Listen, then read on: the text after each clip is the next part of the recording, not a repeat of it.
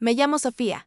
Tengo 40 años, y durante más de 15, mi vida giró en torno a una sola cosa, mi trabajo. No era solo un empleo, era mi refugio, mi identidad, mi forma de sentir que aún valía algo después de tantas pérdidas. Fui jefa de marketing en una empresa tecnológica importante, Neuralink Media, una compañía que creció conmigo desde sus primeros pasos. Yo estaba ahí cuando todo era un caos de ideas, cafés fríos y noches sin dormir. Y lo que más dolía es que todo eso lo construí con mis manos. Pero en el mundo laboral, las lealtades se evaporan tan rápido como el vapor del café, y aprendí, demasiado tarde, que los favores que haces por amor algún día se convierten en dagas que te clavan por la espalda. Esa mañana, llegué temprano como siempre. Encendí mi computadora, abrí los informes, revisé campañas y saludé a Carla, mi asistente, con mi sonrisa de rutina. Ella era joven, brillante, con esa energía que yo solía tener cuando creía que el esfuerzo siempre era recompensado. La había contratado yo misma 3 años atrás. Le enseñé todo, desde cómo presentar un proyecto frente a los directivos hasta cómo disimular el miedo cuando te tiembla la voz. Buenos días, jefa, me dijo, dejando un café sobre mi escritorio. Hoy tiene reunión con el consejo a las 11. Lo sé, respondí con un suspiro. Es la presentación final de la campaña Renacer Digital. Si todo sale bien, podríamos cerrar el contrato con Globalcom. Ella sonrió. Va a salir perfecto. Usted siempre logra que todo funcione. Quise creerle. Durante la reunión, expuse mi propuesta con la pasión de quien cree que su trabajo todavía importa. Cada palabra, cada gráfica, cada detalle de esa presentación era una parte de mí. Los directivos escuchaban, tomaban notas, asentían. Y cuando terminé, el silencio fue reemplazado por aplausos. Por un momento, sentí esa chispa de orgullo que hacía años no sentía. Pero justo cuando creí que todo estaba decidido, el director general, Hernán, tomó la palabra. Excelente trabajo, Sofía.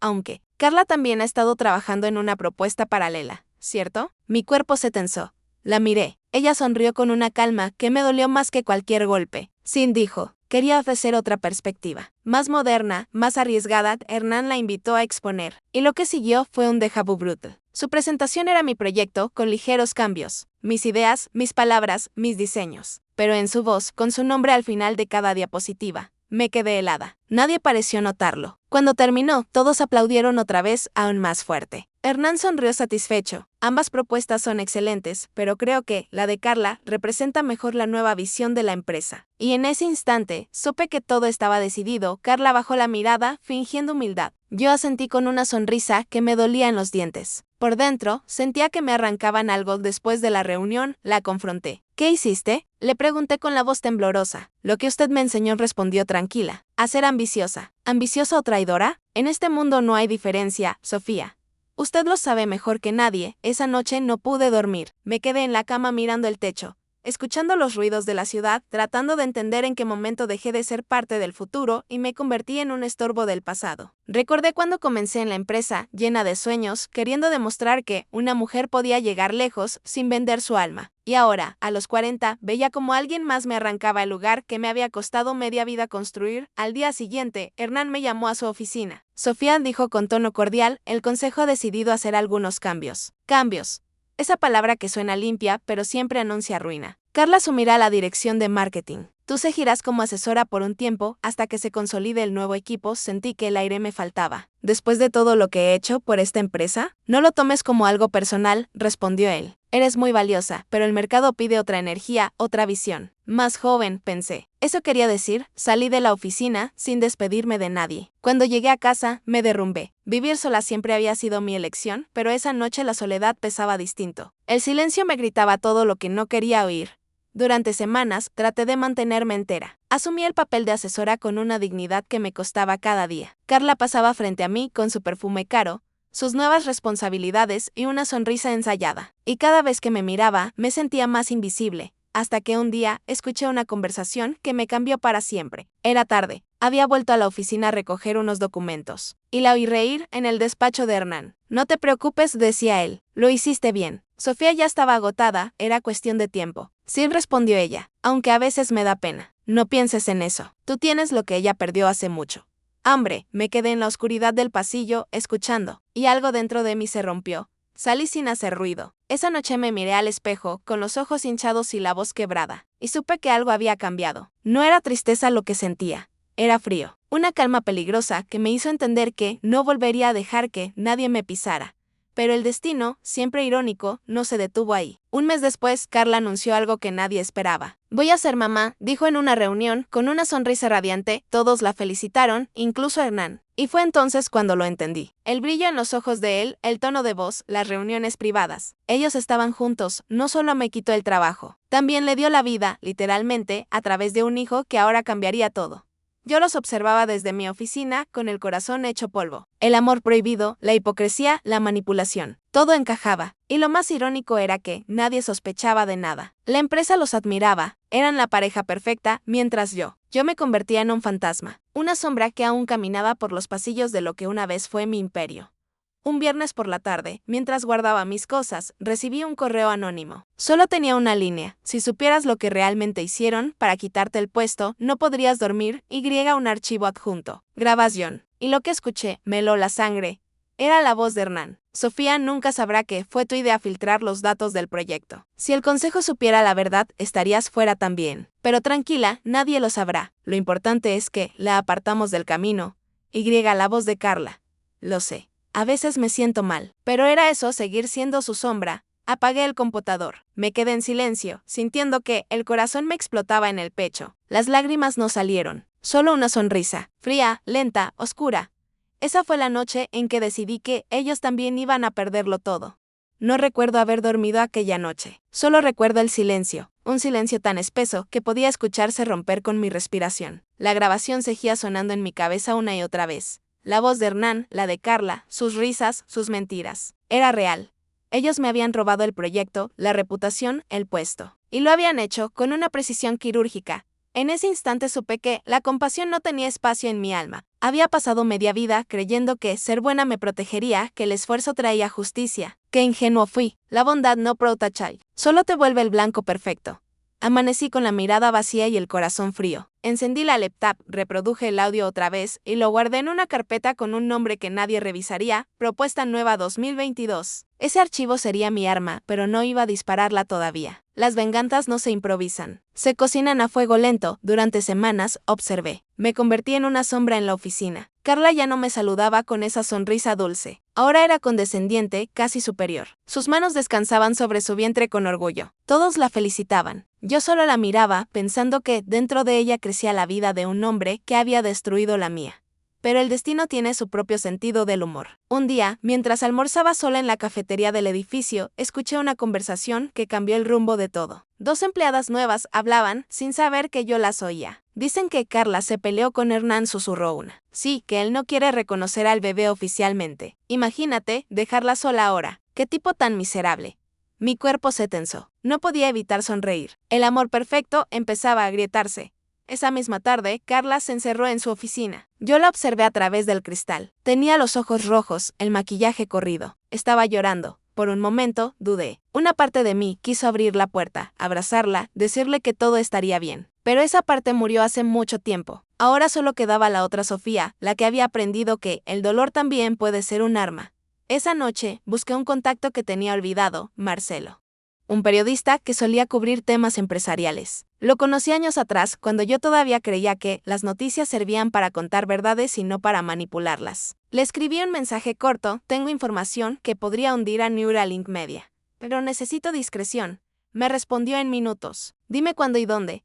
Nos encontramos en un bar discreto, al otro lado de la ciudad. Llevé mi laptop, pero no le mostré todo. Solo le di un fragmento de la grabación, lo suficiente para despertar su interés. ¿Y qué quieres a cambio?, preguntó. Nada por ahora. Solo asegúrate de guardar esto. Pronto entenderás por qué. El Marcelo asintió. Sabía leer entre líneas. Esa noche, al volver a casa, sentí algo extraño: paz. Por primera vez en meses, dormí profundamente, como si mi alma hubiera encontrado una razón para seguir respirando. Pero el juego apenas comenzaba. 2 semanas después, Carla anunció su baja por maternidad anticipada. El embarazo estaba siendo complicado, según los rumores. Hernán, por su parte, empezó a mostrarse más distante, nervioso, como si algo lo persiguiera. Quizá era la culpa, o tal vez era miedo. Una mañana, me lo crucé en el ascensor. Sofía, dijo él, intentando sonar amable. ¿Cómo estás? Mejor de lo que imaginas, respondí sin mirarlo. Él sonrió incómodo. Mira, lo de Carla y el puesto. Fueron decisiones difíciles, nada personal. No te preocupes, Hernán, dije suavemente. Todos tenemos que pagar nuestros precios algún día.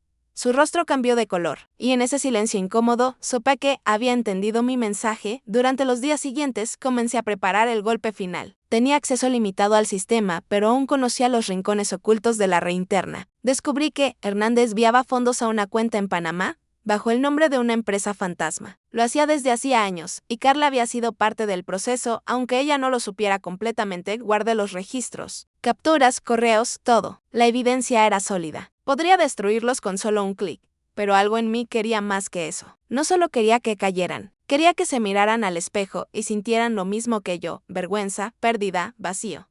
Así que esperé el momento perfecto. El 14 de septiembre, la empresa organizó su gala anual. Todos estarían allí: directivos, inversores, empleados. Carla, aunque embarazada, prometió asistir. Sería su primera aparición oficial como la futura madre y líder de la nueva era de Neuralink. ¡Qué ironía!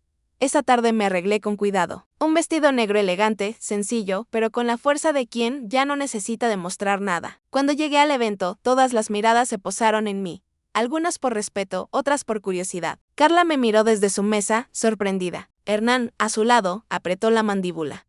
El discurso comenzó. Ella habló con la dulzura de siempre. Agradeció el apoyo, habló del futuro, del trabajo en equipo, de la familia que era la empresa. Y justo cuando iba a terminar, los monitores del salón parpadearon.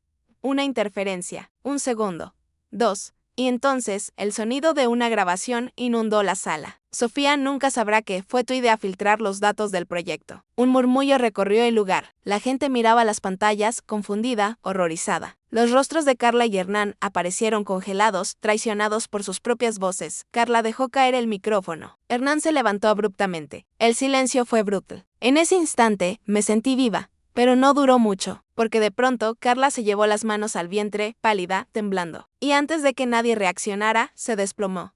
Los gritos llenaron el salón. Yo me quedé inmóvil. Vi a Hernán correr hacia ella, pidiéndole ayuda a todos. El caos se apoderó del lugar, y yo solo pude mirarla tirada en el suelo. Con la mirada perdida, la vida escapándose entre sus dedos. Fue en ese momento cuando sentí que algo dentro de mí también se rompía. Porque, aunque la odiaba, no quería su muerte. Solo quería justicia. Pero el destino no distingue entre castigo y tragedia. La ambulancia llegó rápido. Se la llevaron. Y yo me quedé allí en medio del desastre que yo misma había provocado. Esa noche, mientras las sirenas se alejaban, escuché la voz de mi conciencia susurrar algo que no quería aceptar. Cuando tocas el alma del mal, él siempre devuelve el golpe. Encendí un cigarro y miré el reflejo de la ciudad en las ventanas del edificio. Había ganado, pero a un precio que todavía no entendía. El sonido del monitor cardíaco aún resuena en mi cabeza. Esa noche, después del evento, me quedé afuera del hospital hasta el amanecer. No tenía el valor de entrar, ni tampoco el de irme. El aire olía a lluvia, a miedo, a remordimiento. El mismo miedo que sentí cuando los paramédicos gritaron su nombre: Carla, aguanta. Ya casi llegamos. Yo estaba a unos metros, inmóvil. Los vi subirla a la ambulancia, pálida, inconsciente, con una mancha roja extendiéndose sobre su vestido blanco. Y en ese instante entendí que mi venganza ya no tenía retorno. El daño estaba hecho. Y lo peor, es que ni siquiera me sentía victoriosa. Al día siguiente, las noticias ya se habían esparcido. Escándalo en Neuralink Media, filtraciones, corrupción y una directiva hospitalizada tras colapso público. El video se viralizó. Mi nombre no aparecía, pero todos sabían que solo una persona tenía acceso a ese archivo. Yo recibí una llamada de Hernán esa misma noche. Su voz era otra, ronca, rota, llena de odio. ¿Estás satisfecha, Sofía? ¿Esto era lo que querías? Solo quería la verdad, respondí. La verdad, gritó. La verdad es que la mataste. No supe qué decir. Colgó antes de que pudiera contestar. Pasé la noche entera revisando cada segundo de aquel video como si pudiera deshacerlo con solo mirarlo. Y cada vez que oía sus voces, sentía el eco de mi propia culpa rebotar en las paredes. Había querido justicia, pero lo que había logrado era venganza disfrazada de justicia, y esa diferencia es tan delgada como el filo de una navaja. 2 días después, Carla seguía en coma. Los médicos decían que había perdido mucha sangre, que el bebé estaba en riesgo. Ya iba cada día, sin que nadie lo supiera. Me sentaba en la sala de espera, mirando las luces frías del hospital. La veía a través del vidrio, conectada a máquinas, tan frágil, tan humana. Y recordaba cuando la conocí por primera vez. La joven brillante que soñaba con cambiar el mundo. La misma a la que yo enseñé todo. El tercer día, alguien se sentó a mi lado. Era Marcelo, el periodista. La noticia se salió de control, me dijo en voz baja. La policía investiga las filtraciones. ¿Y tú? No dije nada, pero Hernán está desesperado. Lo están auditando y su cuenta en Panamá ya salió a la luz, sonreí con tristeza. Así que al final, el monstruo se devora a sí mismo. Sí, respondió Marcelo, pero no olvides que tú encendiste el fuego. Sus palabras me atravesaron, y por primera vez quise apagarlo todo. Borrar los archivos, desaparecer, fingir que nada pasó. Pero el pasado no se borra, solo espera el momento de regresar. De esa noche recibí otro mensaje anónimo. Ella despertó. Fui al hospital sin pensarlo. Entré en la habitación en silencio. Carla estaba despierta, pálida, los ojos hundidos, pero viva. Cuando me vio, no dijo nada. Solo me observó con una mezcla de tristeza y algo que parecía comprensión. No tenías que venir, susurró. Lo sé, pero lo hice igual. Por culpa, por humanidad. Guardó silencio. Sus manos descansaban sobre su abdomen. Perdí al bebé, dijo con voz quebrada. Cerré los ojos. No había palabras suficientes para ese dolor. Hernán se fue y continuó. Me culpó de todo, como si yo lo hubiera planeado. Lo hiciste, dije casi sin voz. Ella sonrió débilmente. Tal vez, pero no para esto. Nos quedamos así, sin hablar. El silencio se volvió un espejo. Yo vi en ella lo que fui. Ella veía en mí lo que podía llegar a ser. Antes de irme, me tomó la mano. Sofía, a veces no somos tan distintas como creemos. Y esa frase me persiguió durante semanas. Hernán fue arrestado un mes después. Los informes de corrupción, las transferencias ilegales, los contratos falsos. Todo salió a la luz. Marcelo publicó el reportaje completo, y la caída de Neuralink fue tan rápida como su ascenso. Yo fui llamada a declarar, pero no me acusaron. La empresa me ofreció un acuerdo de confidencialidad y una compensación económica. La acepté sin decir una palabra. La justicia había llegado, sí, pero no me sentía libre. Había algo dentro de mí que pesaba más que todos los años de traición, la culpa de haber ido demasiado lejos. Intenté rehacer mi vida. Volví a escribir, algo que siempre había dejado de lado. Empecé un pequeño blog sobre liderazgo y ética laboral. Irónico, ¿no? Hablar de ética después de haber destruido una empresa entera. Pero en el fondo, escribir era mi manera de intentar redimirme. Pasaron meses antes de volver a saber de Carla. Un día, recibí un sobre sin remitente. Dentro había una carta y una foto. Ella, sonriente, con un vestido blanco en una playa. Y una frase escrita a mano: a veces perderlo todo es la única forma de empezar de nuevo. Lloré. Lloré como no lo hacía desde hacía años. Porque entendí que, de alguna forma, las dos habíamos sobrevivido al mismo infierno. Ella, perdiendo su futuro. Yo, recuperando mi alma. Una tarde, caminando por el malecón, vi a un grupo de jóvenes hablando de proyectos, sueños, ideas. Una de ellas me recordó a Carla, misma energía, misma mirada. Me acerqué, le sonreí y una me reconoció. Usted es Sofía Álvarez, la que trabajó en Neuralink. Asentí. Sí, aunque ya no soy esa Sofía. Nos inspira mucho su historia, dijo la chica. Lo que hizo, lo que denunció. Fue valiente, sonreí con amargura. Valiente. Esa palabra me dolió. Si supieran la verdad, que no fue valentía, sino dolor disfrazado de justicia. Les deseé suerte y seguí caminando. El mar estaba tranquilo, el cielo en tonos naranjas. Por primera vez, no sentí rabia. Solo paz. Me detuve frente al agua, respiré hondo y susurré: no fue ella quien me quitó el trabajo. Fui yo quien se perdió en el camino. El viento sopló suave, como si el universo me escuchara. Cerré los ojos y dejé que el sonido de las olas se llevara todo. La culpa, el dolor, los nombres. Solo quedaba yo, desnuda frente a mi propio reflejo. Sin máscaras, sin cargos, sin heridas abiertas. Había tardado 40 años en entenderlo. A veces la verdadera venganza no es destruir al otro, sino aprender a reconstruirte sin necesidad de destruirte más. Y aunque el mundo siguiera repitiendo mi historia como un escándalo, yo sabía que la verdad no estaba en los titulares. Estaba en ese silencio final, donde por fin pude decirme a mí misma: ya está, Sofía. Todo se rompió, pero tú sigues viva.